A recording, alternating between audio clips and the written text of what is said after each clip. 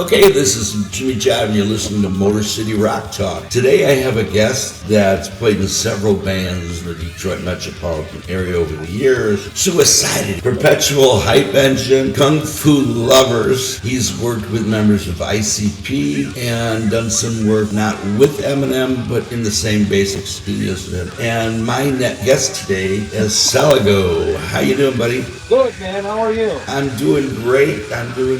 All right, let's get started with a little background. I know you're living in Florida now, and you're still probably back and forth from Detroit area in Florida. Where were you originally from in the Detroit area, or in Michigan, I should say? Like Seven and Shaners, where I originally, when I was young, started growing up, and then we moved out to the suburbs of Fraser. Okay.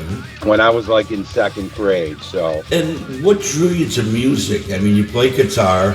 What drew you to music? What some of your major influences growing up? What drew me was having parents that loved music. So I was around music all the time. I was exposed to all kind of great 70s and 80s music, so that I was definitely influenced by a lot of stuff I heard at younger ages, even like Chicago. I recently am doing a song and putting some horns in, and somebody said, what has influenced you to do horns? Many bands, but like going back, bands like Chicago, but influenced by metal in the beginning, like Metallica. Sure, it was one of my favorite metal bands growing up, and there was a lot in between there. I skipped all the way to like high school. Okay, but yeah, growing up at a young age, I heard a lot of Motown. I heard a lot of disco. I heard a lot of rock and roll. And so my things I like and the genres that I like to put all those into what I'm doing. Right. I have some songs where I'll use a disco beat, or sing a harmony, or try to sing something that's got the soul of like a Motown song, Great. So awesome. Yeah, for sure. The Jackson 5 being one of my I know. I grew up with them too. early favorites. Absolutely. When did you start playing guitar? I started playing guitar when I was around 12 years old. My brother rented a guitar. He played with it a little bit, but he wasn't that interested in it. And I picked it up, and I just loved it. And that was like the start for me. I learned, 25 or 6 to 4 back to Chicago. That's one of the songs everyone did. It's very easy to learn. And I think it was the same as another song too. There's 2 songs that were like that. But yeah, around 12 years old, I started picking up the guitar. And after that, I started being in bands around 16. And I've had, lots of, a handful of different bands I've been involved with. Who would have been some of the early bands you're referring to that you would have played with? Early bands that I played with would be like Suiciety. That was one of my earlier bands. What years are we talking about here? How early? Oh man, gosh, that I'm not good with. I'm not good with remembering the years. I know we opened up for Overkill. 80s or 90s, that kind of thing. I don't mean the exact. Yeah, might have 90s somewhere. Yeah, around that time. And you say you played with Overkill? Where would you have played that? We opened up for Overkill at Capitol Theater in Flint. Oh, cool. And that was the coolest thing, because it was just, things are really hard to get on a show nowadays. It's got even harder, but back then it was unheard of to get a show by making a phone call, and I pretty much did. I got the opening act for that show just by calling somebody. And, the funny thing is then I couldn't even say, hey, go to my webpage and take a listen. Exactly. So I just really on my word, whatever I said, who we had opened up for before, or who we were, he let us open up at Capitol Theater, which is like a major theater in Flint for a major band at the time, Absolutely. in the metal scene. And I'll never forget, our pay was, I think it was $100 to open up that show. Wow. And we all liked the band. We were excited about opening for them. Of course. And our dressing room was next to theirs. And we had spent $50 of our $100 renting a smoke machine for our show. Yeah. And then we found out, before we went on, half hour before, that Overkill would not allow us to use any lighting or smoke machine or anything. It's not allowed. Wow. Why was that? And I was just like, huh? Because they brought a whole truck full of lighting and Right. pyrotechnics and all this stuff. So I was just like, are you kidding? You guys come touring with a whole truck and you can't let us use our little smoke machine to enhance our show Yeah. like a tiny bit? And back I was a metal guy, so I had a little more anger than I do now. Yeah. Right? And so we decided, well, we spent half of our money, and I shouldn't talk about this in public probably, but it was funny. We spent half of our money on the smoke machine and they're not going to let us use it. Let's just turn our smoke machine on in our dressing room and go upstairs for a little while. Maybe Overkill will appreciate that. There you go. And so we did, and the whole bottom area got smoked out. Their dressing room, the eating area. So you kind of got retribution. We ended up opening the show. You know, we ended up getting our $50 or $100, and that just paid for the smoke machine that we turned on. It didn't turn into a giant thing. Right. We didn't get kicked off the show, but it was, I have to say, like, there was a little bit of me that was like, Yeah. I felt bad about it later, but at the time it was completely justified. Like, I was like, this is really shitty, but it was unprofessional. I look back at it now and I shouldn't have done that, because the guy gave me the gig, the guy who booked me. Right. I don't want to get him in shit, but, we all make mistakes at different times. I wish I wouldn't have done that. But it is a funny story. I smoked out Overkill. How young were you at that time? Again, any references to times or ages cannot be... I get cannot you. be verified in any true sense. So Okay. I've been here for 1 billion years. I'll be here for 1 billion more. I'm not sure when yesterday was. Okay. Fair enough. I'll try not to bring up the dates and times with you then. I just don't remember. Oh, I get you, man. That's cool. That's no problem. How long did that band stay together, and did you open up for any other major acts? Suiciety was together for about 6 years. Wow, that's a good run. And we did get to open up for some other major acts, Suicidal Tendencies, a couple others I'm not recalling right now. No, I get you. And then after that was Perpetual Hype Engine was next. Mm-hmm. That was a great band. We were together, for probably 10 years at least, something like that. That's a long run. Yeah, something like that. We were together for quite a while. And then the next serious thing I was in was the Kung Fu Lovers. Now, with the Perpetual Hype Engine, were you guys playing more or less the same clubs, the same type of places? And was that band opening up for national acts? Or? Yeah, we had gotten a couple shows, but, I don't know. It really wasn't a symbol of your status in the scene or anything like that to open up. All you had to do was, commit to, a certain amount of dollars. You know what I mean? Yeah. All right, we know we can sell $300 worth of tickets, so we get to open up for this band. So you had to do that pay-to-play shit, eh? Yeah. Oh, yeah. Yeah, pay-to-play has been instituted for quite a while now. And do you remember where you, was that pretty much the norm everywhere, or?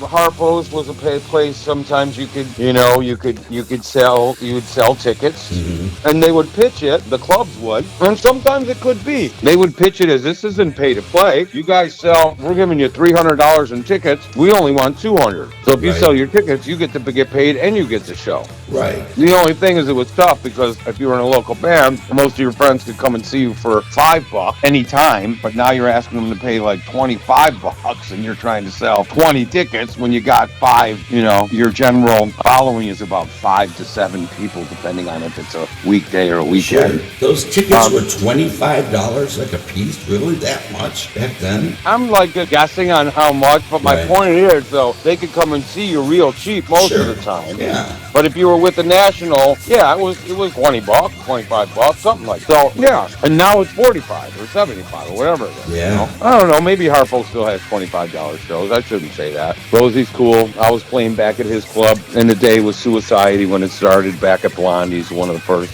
club owners that gave me a gig. He's had his picture on Facebook for the last 8 years. It's been a shirt I gave him of a company I still have called Don't Be Afraid of Detroit. Yeah, I know. I heard about that. I've seen that. Is that? Yeah. So me and Rosie have always been good. He's a cool guy. Great. It's cool that he came back and made Harpo's beautiful and made it a cool venue again. Now, you mentioned Harpo's, you mentioned Blondie's. Were these bands mostly East Side or were you West Side? We were East Side. I mean, East I Side? shouldn't say that. We were kind of in the middle. We rehearsed at the infamous Loft in Redford, which I don't know Yeah. if you ever heard of it, Oh but yeah, 7 Mile. Yeah. so we rehearsed there. So I mean, if you're talking that's West Side, right? Yeah. Yeah. I mean, But I didn't know if the members of the band. yeah, I lived East Side. Some of the members were East Side, some Oh, West. okay. Mm-hmm. Were you ever part of that? Like, there was always that East Side, West Side kind of like semi feud going on. Did you know about that or hear about that? I Or? mean, I knew about East Side, West Side feuds, but I'd like never been anyone to be a part of anything like that. Right. You know? Yeah. Now, did you record with these bands? Did you guys put out some stuff as far as demos or vinyl or anything back in the day? We did, yeah. Perpetual Hype Engine had a couple releases. One called Beyond the Speed of Life, and these are things you can find on YouTube if you look up Sure. Perpetual Hype Engine. A whole album is on there. Cool. And then another EP, the Happy Family EP we have also. So yeah, Suiciety not so much. That was a little pre some of the internet stuff. There's some songs listed somewhere if you look it Right. up. But Hype Engine has their albums up there, and there's some shows of us playing like Magic Bag and stuff like that. Oh, very cool.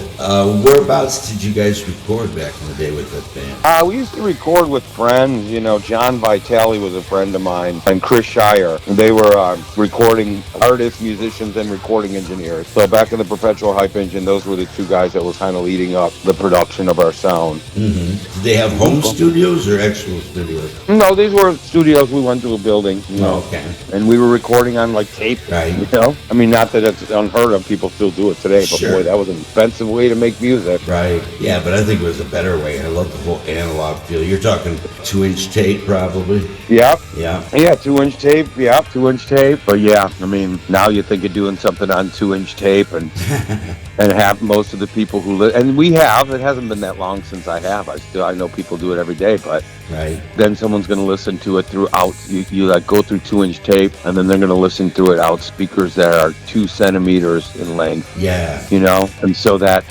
analog richness you put in, that flavor, they're not going to taste it. Right. You know, but whatever. That's just, you know, that's me saying, get off my lawn. Yeah. Because things have changed a lot to do with the music business and recording since, you know, Oh, of course. since I started. Yeah, absolutely. They got the DAT and everything went digital. You mentioned you had some stuff that would be the full album on YouTube. Did you guys do you have anything like on Spotify or any of the streaming services? No, I don't think us or people were pertaining themselves to that too much at the time. Are you still in contact with any of the members of these older groups? Are you still friends with those people or drifted on, I suppose? Yeah, I talked to a couple of them. I have a restraining order with a couple of them. A couple of them are in prison. Oh, jeez. A couple passed away. I made all that up. Well, that's good. Still talk to some of the members. We still talk. That's I'm great.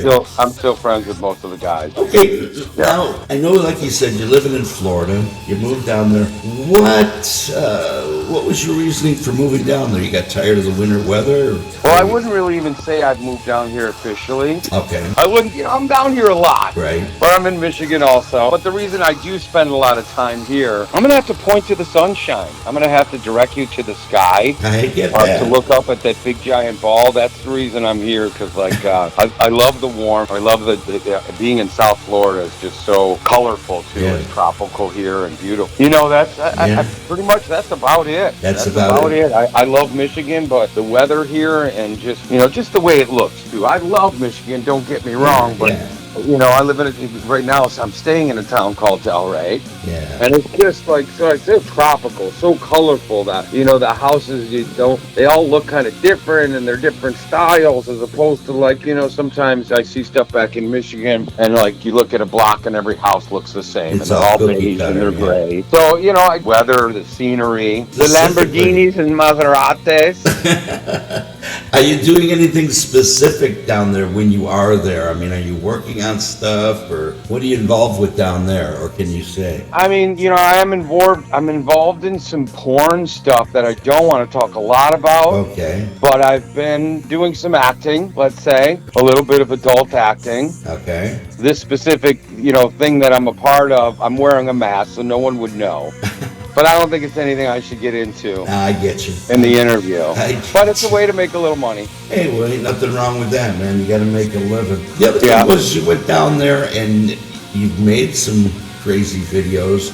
One, of course, that I saw, and we talked about it a little bit before we started, was a video about working at 7-Eleven. Now, how did that come about, and what was in your mind to make you create that? Well, it's more about what was in my mouth at the time I created. I was eating some food from 7-Eleven. I think it was just the realization one night. I was hungry one night and like there was just nowhere to go but a 7-Eleven. It just got me thinking about 7-Eleven, and I've looked for a job before, and it's really tough. And so it's somehow I put together this story about this guy, and the story's got to do a little bit of the toughness of when he had a hard time. So when he finally does get his job at 7-Eleven, people are like excited and proud, and, right. And it's just some silly stuff. But shout out my friend Kel Boyle, who helped me basically put the video together. We hired Andrew Colton and Colton Visuals to come and film it and to edit it, but her and I did a lot of editing, and she was really, really helpful. She's also someone I'm working with musically right now. Her music name is Bougie Beret.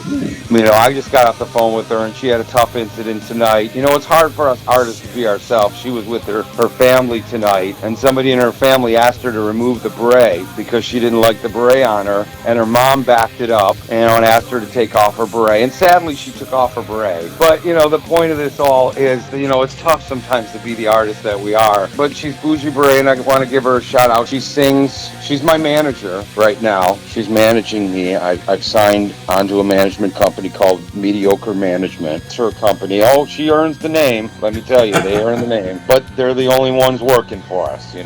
That's all we got. So we're pretty happy to have someone trying to help us. So you're doing some acting. Are you playing music at all as far as a band or recording anything as far as... Giving up on music. I stopped playing music about 10 years ago, or writing. So I just find my tracks other places. And I usually find a writer to write the lyric, because I don't have all those funny ideas, Mm-hmm. And then I come in and sing it, Right. But I don't write any of it. And then the music, I gave up writing music 10 years ago. I can't stand making music any longer. I'm kidding. I made that all up. I make most of the tracks. I figured And I you were write all kidding. the lyrics, except every now and then I collaborate. Shout out to Ron Carlone. Me and Ron Carlone, he's from Detroit. He lives in Delray. Mm-hmm. And we wrote a song recently together called Live Where You Vacation. That's really, really fun and pays tribute to Delray Beach, where we're hanging out currently. Right. And that's fun. Yeah, that's really fun. It's fun to write a song about a town that you spend time in. Sure.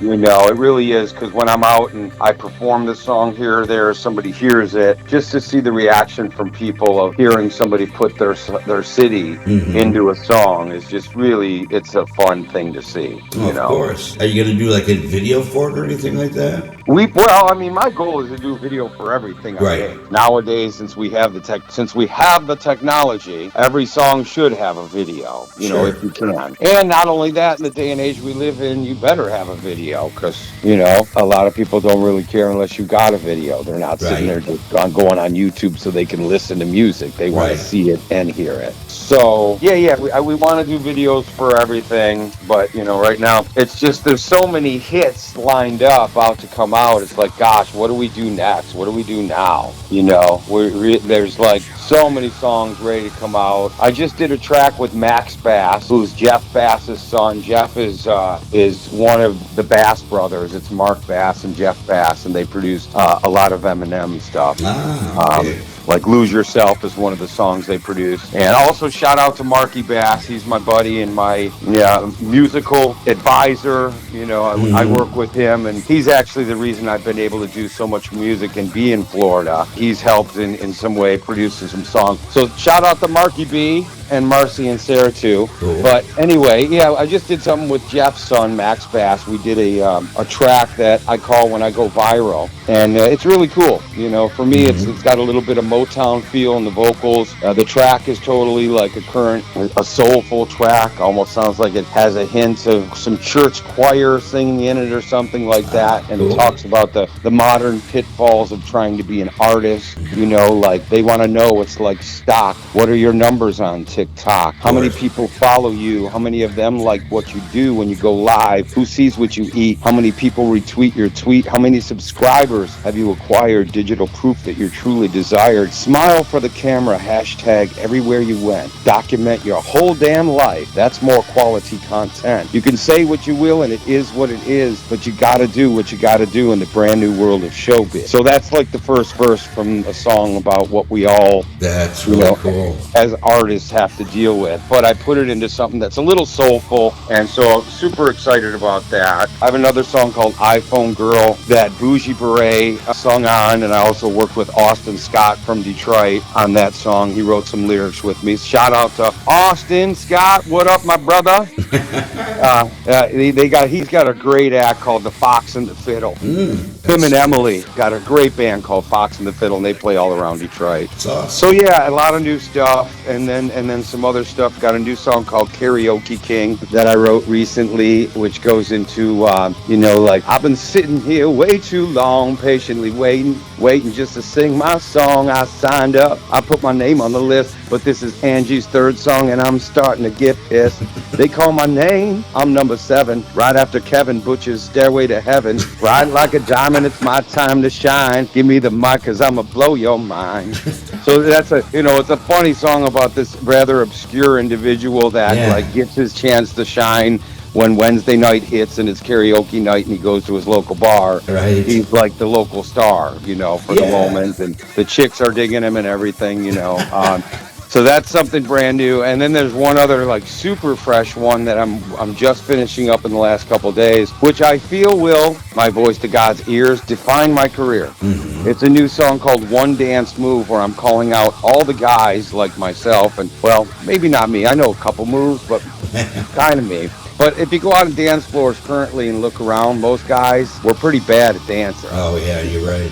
It's a pretty bad scene if you look around. And then you got the guys that can't dance, but they look proud as hell of that one move. You know what I mean? They don't even realize, like, they should be just looking down right now. Right. But they're all into it. And so anyway, it's a song about a guy who's got one dance move, and he's pretty excited about it. Now, so it seems to me from these lyrics that you've sung and you've given to me that you kind of have a little bit of a sarcastic wit to your writing style. Would that pretty much be accurate as far as the stuff you do? The one side of mine, like many people and many artists, we do all have two sides, our light side and our dark side. Right. And my light side is my comedy side, and that's some of the lyrics I'm giving to you, which is a lot of my stuff. Spent a lot of time over the last few years, and it is one of my favorite things to do. I really love making people smile. I'd love to one day move into producing like comedy music stuff, or even stand-up, or a comedy show, or comedy shorts, or I have aspirations of doing stuff like that. But yeah, a lot of this music I'm doing now does have a comedy edge to it. I'm a pioneer of something called compop, and I'm not really a pioneer, but I'm a pioneer because I made it up. Okay. There's a genre of music now called compop. You can go on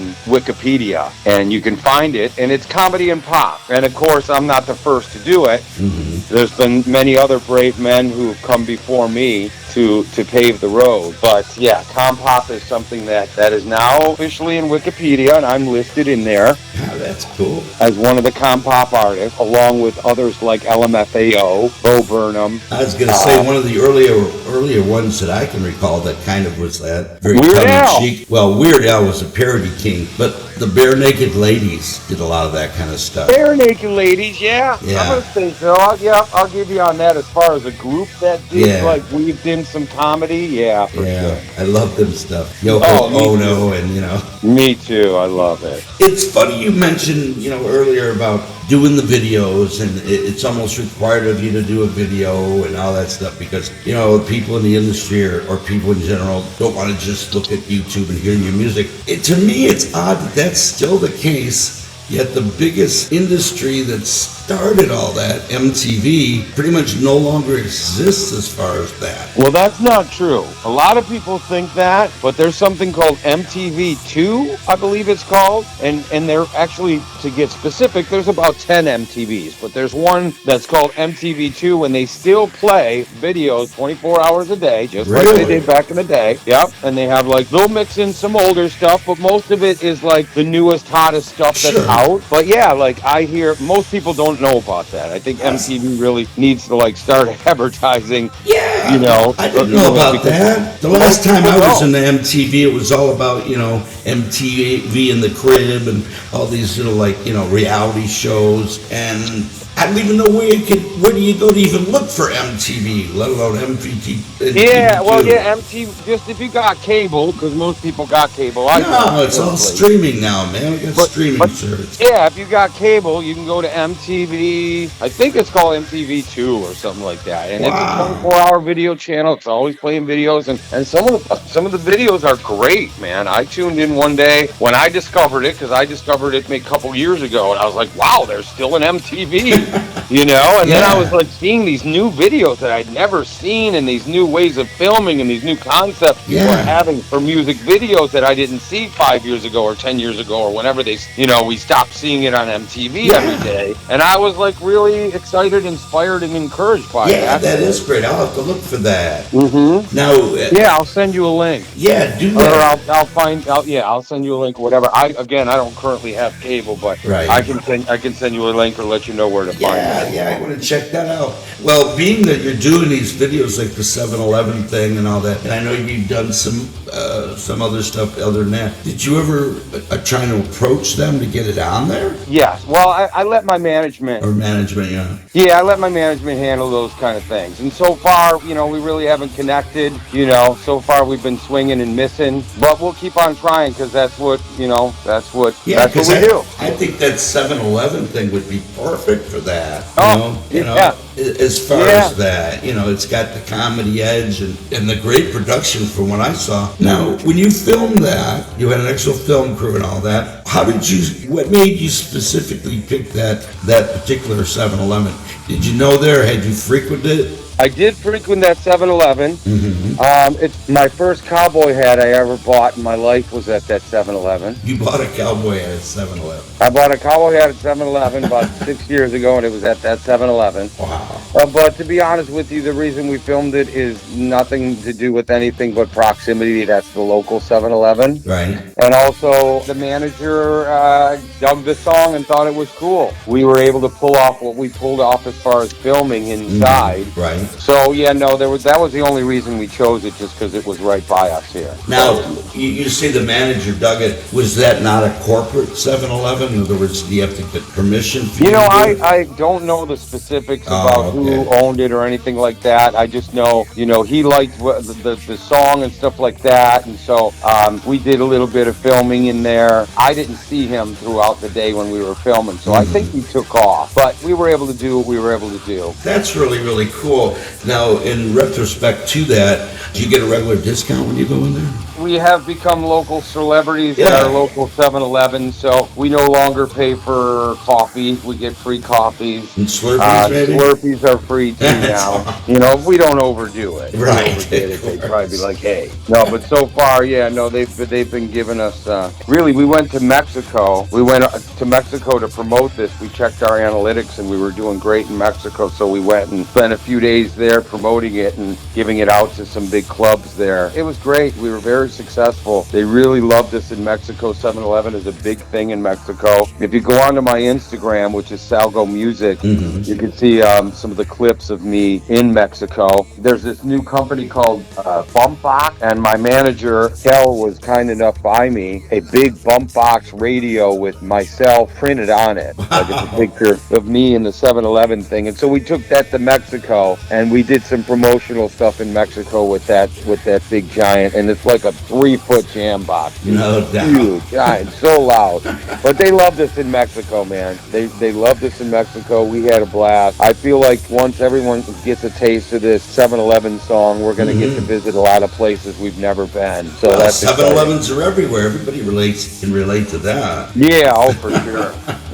That's awesome. So, other than making some more music and making some videos, you'd mentioned acting. Now, when you say acting, are you talking about acting as far as videos, or are you trying to pursue some sort of acting career? I mean, a little bit more acting in the videos, outside the videos, as far as comedy skits or a comedy show. You know, few people know that I already am an established actor. I was in Superman vs. Batman with a speaking role. Yeah, it was filmed in Detroit. My piece got cut out of the film, but I did end up having a speaking role with one of the stars of the movie. I can't think of her name right now, embarrassingly. But no, the acting I want to do is just I want to act more in the videos. I'd like the videos to be more. I just like to make my comedy thing in general more visual. You know, and I don't mean just music videos. I mean like little skit, and I love SNL. I'm a big fan of SNL and comedy skits, and I have lots and lots of ideas for funny skits, and it's just a matter of us getting around to getting it done and filming it. But that's definitely an aspiration. It's something that me and my management company have talked about, and we feel it's something that will set me apart as an artist from a lot of musical artists, is having that musical comedy side to me, and not being able to be funny on screen as well as on audio, to make a funny song, but also be silly. And I've just always been silly, man. My whole life I've always been a silly kind of person, and not too serious. And nothing wrong with that. People need this world, I think, needs more laughter today, to lighten up the tone of so much crap going on. It would be cool if, you got something like that together and could get your own little show, a variety show or something, even if it was on That's the idea. Even if it was on some kind of cable thing or whatever, if that exists. Local cable. That is the idea. They have my own little comedy show, and like I've been talking with Bougie here, my musical partner, and we do a little bit of a duet live performances together, and we've started to infuse a little bit of Cher type of Sonny and Cher type of comedy, kind of like a guy and girl kind of at each other a little bit about things. Yeah. So we've kind of like gone into that realm just a teeny bit lately, and it's been fun.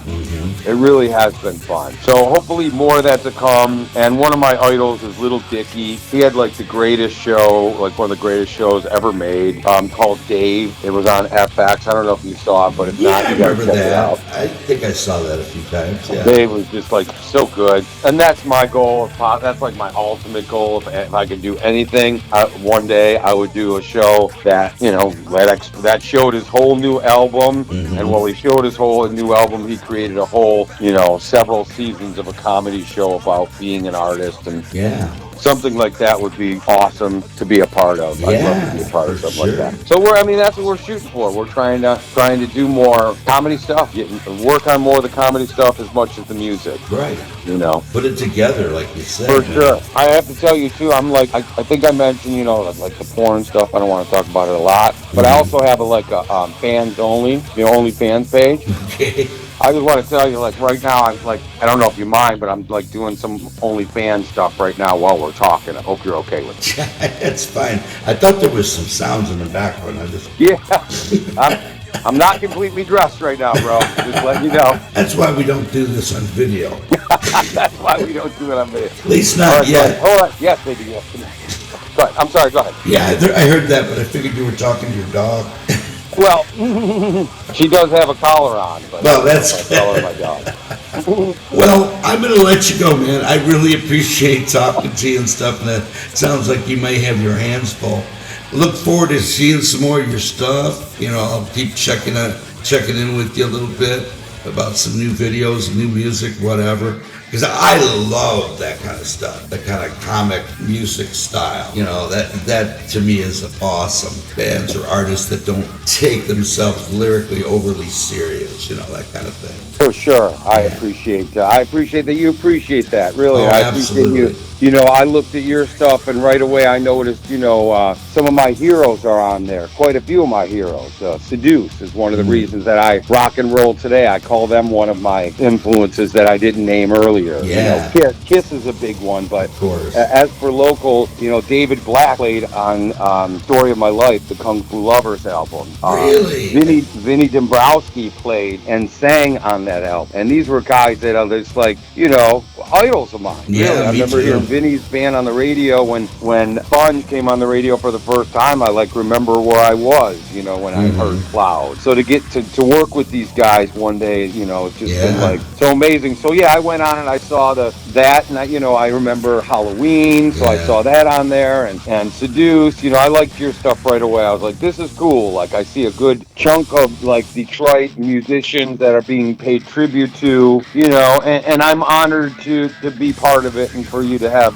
spend time talking to me. Oh, absolutely. I'll keep up with you guys and let you know what we're doing. Yeah, what's coming up next for sure. And so yeah, thank you again, man. And guys, I've been in a band. If anyone hears this or comes on the page who was in with Suiciety or was with Perpetual Hype Engine or Kung Fu Lovers, I just, I want to thank everybody that I ever worked with being a part of, that group or whatever. I got to work with so many cool people in Detroit. Shout out to all my friends that I met and jammed with at the Loft, man. That was the coolest experience, the coolest thing being a part of the Loft. I got to be exposed to so many different kind of music and different kind of people, and shout out to everybody in Detroit and Redford and that used to jam back at the Loft. God, I guess I could go on forever once I start of all the friends and family, and people that I love back in Detroit, where I still officially live. And you have family here? Do you have family here? I do. I have family there. Yep. Cool. Yep. I'll be visiting my family soon, coming there for my mom's birthday. Oh, that's awesome. Yeah. Well, cool, man. Thank you again for taking the time to ask me about my stuff. Well, thank you for being on the show. I really, really appreciate it. My pleasure. My pleasure. I'll leave you with this last story. It was great. Suiciety, first band I had. I was at the Ritz one night because I was there all the time, usually to see Seduce. But this night it was Sebastian Bach and his band Skid Row. And I'm passing out these flyers and stuff. And I go up the dressing room, and this before, and to hand out a couple flyers. And I open the door, and there's Sebastian Bach. Wow. And I'm like, oh my God, I fucking love this guy's voice. He's like one of my, I loved all kind of bands, but that dude really knew how to sing. Yeah, he did. Yeah. And I hand it to him, he goes, fucking Suiciety? This is one of the coolest fucking band names I've ever heard. You want to do a bong toke, bro? And of course, I accepted the bong toke. Of course. And I went in the dressing room, and we sat down, and I got to talk to him. It was cool. Yeah. And little did I know, I ended up being a huge fan of Trailer Park Boys. I'm hoping you love them. And oh yeah, I love them. Right, and I wish I would have known about it because he he was in there. You see, he did some stuff on there. Yeah, it was great. But anyway, so that was one of my Detroit stories. That I could go on about that. That's one of the coolest things about my experience with music is all the people I've gotten to meet and the crazy things that have happened. I'll give you one more and then I'll let you go. I'll keep this one short. Went to go see System of a Down. I was bringing them shirts. I know those guys. I know Serge and I know John, the drummer. And I was bringing them shirts of Don't Be Afraid of Detroit or the Kung Fu Lovers. We had just gotten our shirts printed. I'm over at the area where you're trying to get backstage for Pine Knob. And the bands, these guys, they don't hang out in the dressing rooms because they have the nice buses, right? Why are they going to sit in the little dressing room, all of them, when they have a giant-ass bus? Yeah, sure. So they're calling back. They're saying my name. No one's answering. And I'm standing there, and I know George Clinton, George Clinton, father of funk. He's been around our studio a lot. He used to stay the night at our place sometimes. And Mark Bass was like, well, say George. I think he's there. Say his name. Maybe that'll get you in. So I said his name. No one answered. So I'm like, fuck. And let me tell you, I had missed the show already. I got there late. I woke up halfway through the show. So when I got there, the show was over. So anyway, I decided to take my backpack full of T-shirts and I climbed the wall at Pine Knob. That area? Yeah. In between the tickets where there's a wall. Yeah. I literally climbed the wall and snuck over in a video game through the people into the backstage area. I get in the backstage area. I see their tour bus. I'm walking to it. I'm 5 feet away from it and a golf cart comes around the corner of a bus with a light on me. And they're like, do you have a pass? And I didn't have a pass, of course. I'm standing with a backpack full of clothing. Why would I have a backpack full of clothing in here without a pass? And right at that moment, the door opens up, and there's Chavo, the bass player, and George Clinton. And George looks down and goes, "Hey, it's Sal. We did a track together." And dude, it was like rock and roll royalty. People were like, "Okay, go ahead, excuse me, go ahead, go on, excuse me, take care. Can we get you something to eat? You need a drink?" Even System of Down was probably like, "What the fuck? Sal did a song with George?" Cool moment. Tell and me I when, have like when he opened the door, when Clinton opened the door, did a big cloud of smoke come out after? Oh yeah, of course. They were smoking weed. And he didn't open the door. The bus driver opened the door, Right. but Clinton was sitting up in a seat that could see me. Right. And boy, I went from them going, "Hey, really calling security and kicking me out," to be treated kindly. And then I got to hang out with Chavo on his bus and hear awesome. his new album. And yeah, it was great. Well, cool. Thanks, man. Thanks for taking the time, and You bet. keep up what you're doing. Paying tribute to great rock and roll musicians, man. It's cool. Yeah, that's the plan. That's the plan. Thanks again for talking to me tonight, and you have a good time out in Florida there. Enjoy the weather and the beach and all the pretty ladies. All right. Thank you. All right, brother. Good night. Okay. Good night. Bye-bye. Bye-bye. All right, that was Salvador, and the man's hilarious. If you haven't seen the video he did about 7-Eleven, I suggest you go to YouTube and check it out. It's more or less a classic. The bands that he played in, like he said, Perpetual, Hype Engine, with some killer stuff too. You could probably find that stuff on YouTube or everything else is these days. Anyway, before I let you go, I've got some news to announce. I've got a merch store out now with a company called Printify, where you can get some different things, coffee mugs, t-shirts, etc., etc. I hope if you like these interviews, you're hitting the like button, and if you haven't already, subscribe to the channel so I can bring you some more killer entertainment. Hey, do you dig vinyl records? I know I do. And if you want to get some great vinyl records, new and used, check out Vinyl People Records. They're at 34785 Ford Road in Westland, Michigan. Phone number 734-329-2746. The hours there are Monday through Friday, 11 to 7, Saturday, 11 to 5, Sunday, 1 to 5. Come talk to Donovan, man. He really knows his stuff, man. He knows records like nobody's business. Well, anyway, with that said, as I like to say, keep rocking.